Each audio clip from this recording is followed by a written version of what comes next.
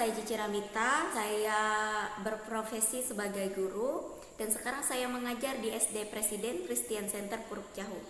Saya sekarang berumur 23 tahun dan saya mengajar di SD Presiden sebelum pandemi itu kurang lebih 2 bulan.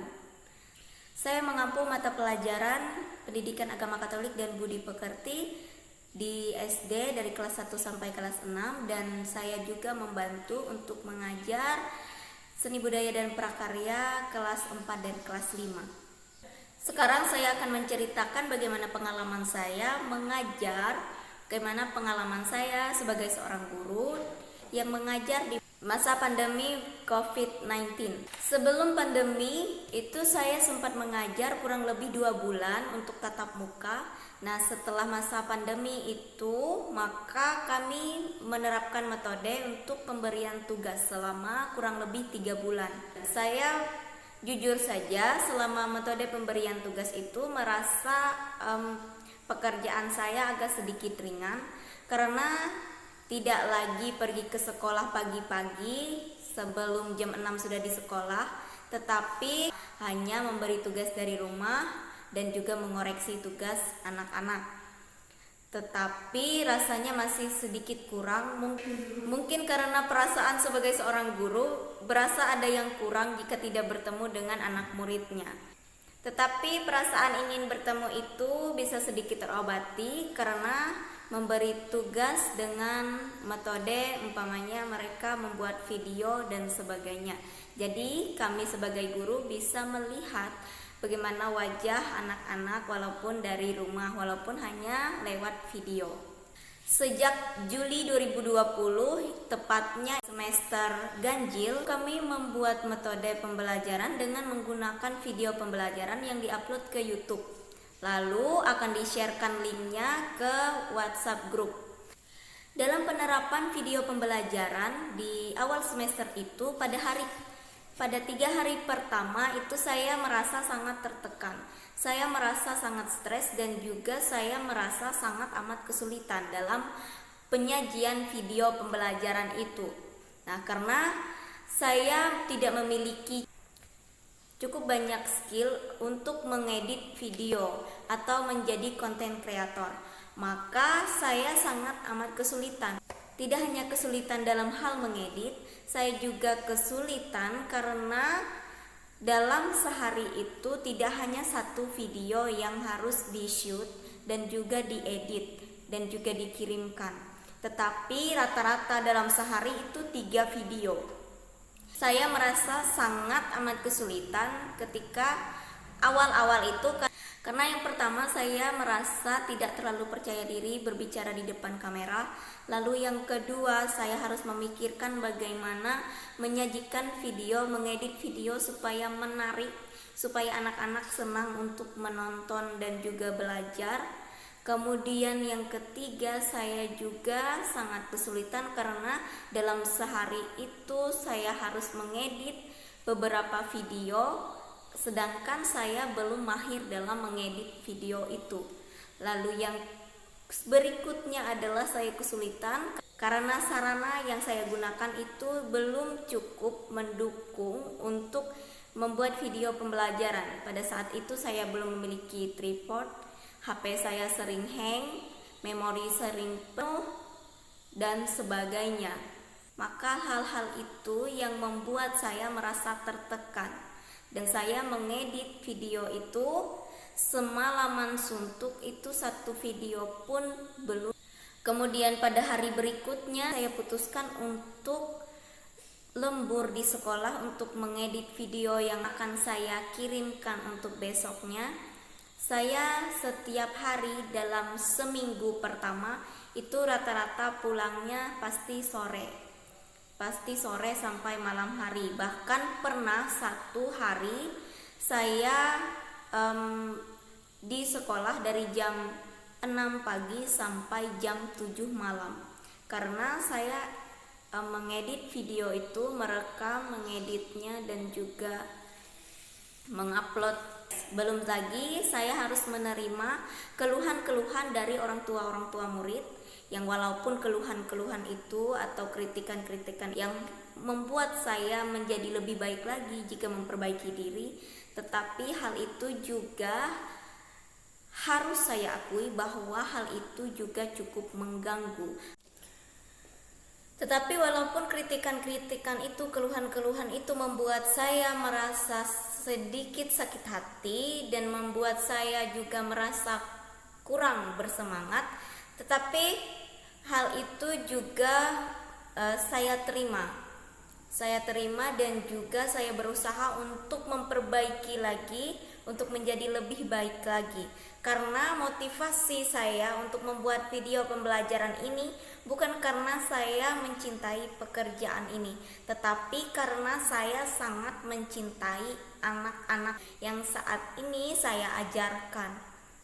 Saya ingin mereka paham dengan apa yang saya ajarkan, apa yang saya sampaikan. Saya ingin mereka senang untuk belajar. Saya ingin mereka merasa enjoy, merasa bahwa mereka tidak tertekan untuk belajar. Mereka tidak tertekan dengan tugas-tugas, sedangkan mereka sangat amat senang dalam belajar walaupun hanya lewat video. Itu motivasi saya untuk tetap semangat untuk membuat video pembelajaran ini, untuk membuat konten-konten yang lebih menarik lagi, supaya anak-anak yang melihat menontonnya tidak bosan untuk belajar.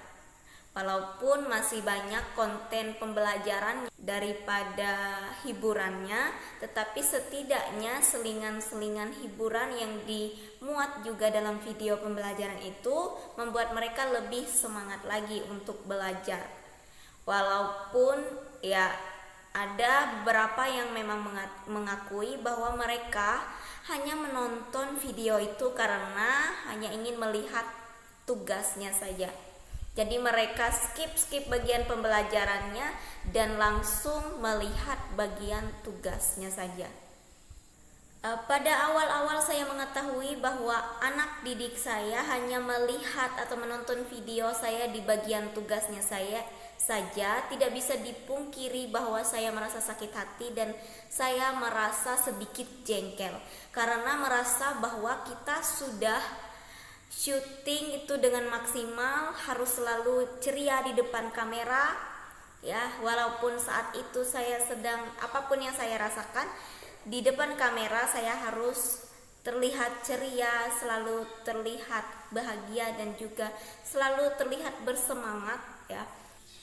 Kemudian saya harus begadang setiap malam untuk mengedit video itu, untuk membuat video itu lebih menarik supaya mereka senang menontonnya, supaya mereka senang belajarnya, dan saya juga ingin bahwa mereka senang untuk mengikuti pembelajaran itu. Tetapi pada kenyataannya yang harus saya terima bahwa mereka hanya menonton di bagian tugasnya saja. Nah, pada awalnya memang saya merasa jengkel, saya merasa sakit hati, tetapi dari situlah saya juga mengintrospeksi diri, saya mengoreksi diri. Mungkin konten yang saya buat itu, video pembelajaran yang saya buat itu kurang menarik, kurang menyenangkan bagi mereka sehingga mereka bosan untuk melihat atau menontonnya. Maka saya putuskan untuk di video-video tertentu, di bagian-bagian tertentu saya selipkan hiburan-hiburan, seperti saya selipkan TikTok atau saya selipkan video-video menyanyi atau video singkat, ataupun saya buat sendiri video jika saya berpetualang, karena saya kebetulan senang berpetualang ke hutan-hutan. Saya buat videonya dan saya masukkan juga ke dalam konten video pembelajaran saya dengan menyelipkan kata-kata mutiara atau hanya sekedar ayat-ayat kitab suci yang siapa tahu mereka tergugah untuk mau membuka kitab suci atau membaca. Tidak hanya di video pembelajaran yang saya benahi juga, saya juga membenahi dalam hal memberikan tugas-tugas. Tugas-tugas itu tidak melulu saya buat menulis terus atau menjawab pertanyaan terus atau mereka membuat suatu tugas yang monoton, tetapi saya mulai mengerti dengan apa yang mereka rasakan. Saya mulai mengerti bagaimana supaya mereka senang belajar. Maka saya buat tugas-tugas itu bervariasi. Bervariasi itu seperti berganti-ganti.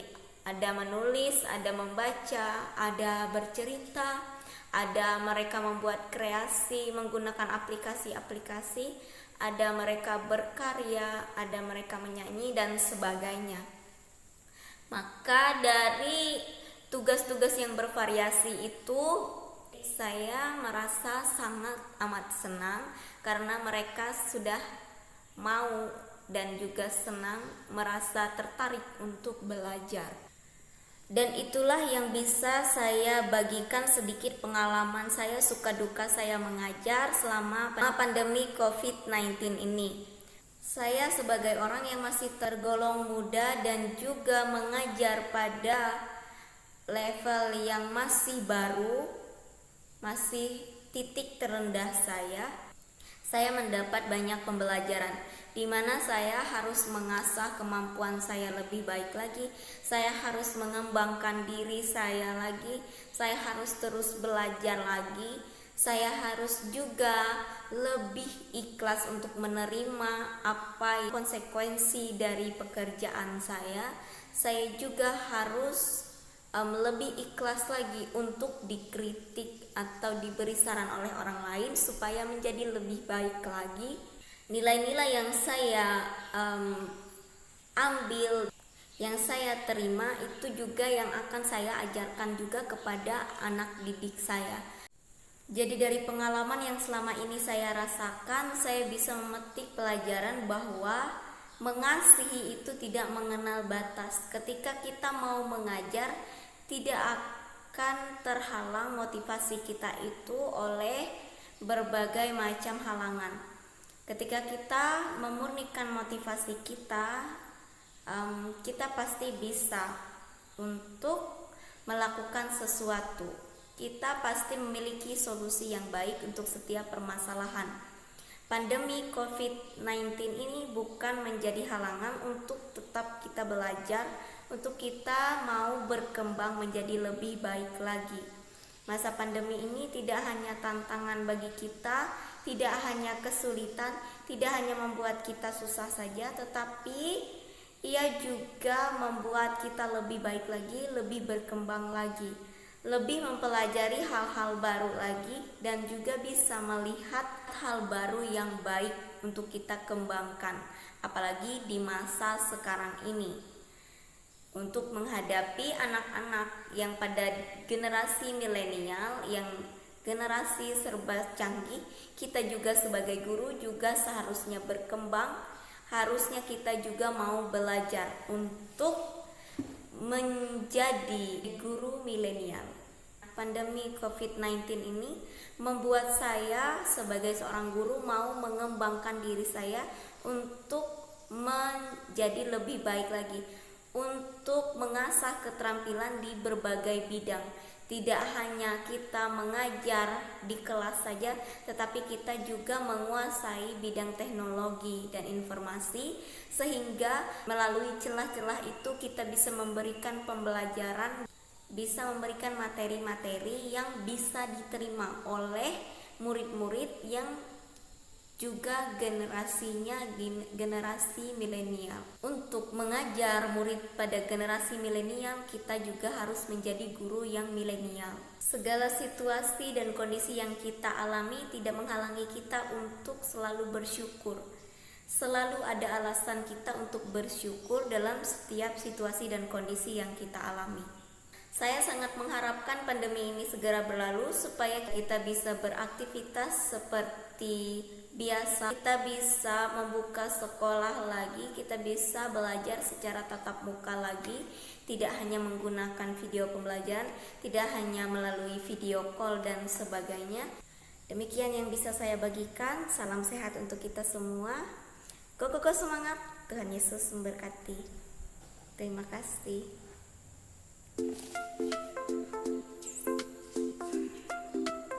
Saya mengampu bidang studi pendidikan agama Katolik dan juga budi pekerti. Saya mengampu yang mengajar di masa pandemi COVID-19. Pandemi COVID-19. Masa pandemi COVID-19.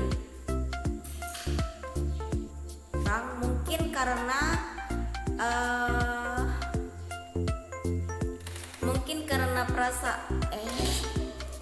apa sih? Nah, ketika sudah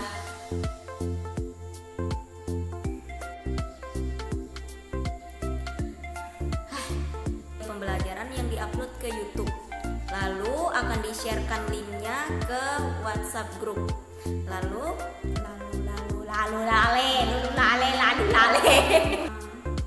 membuat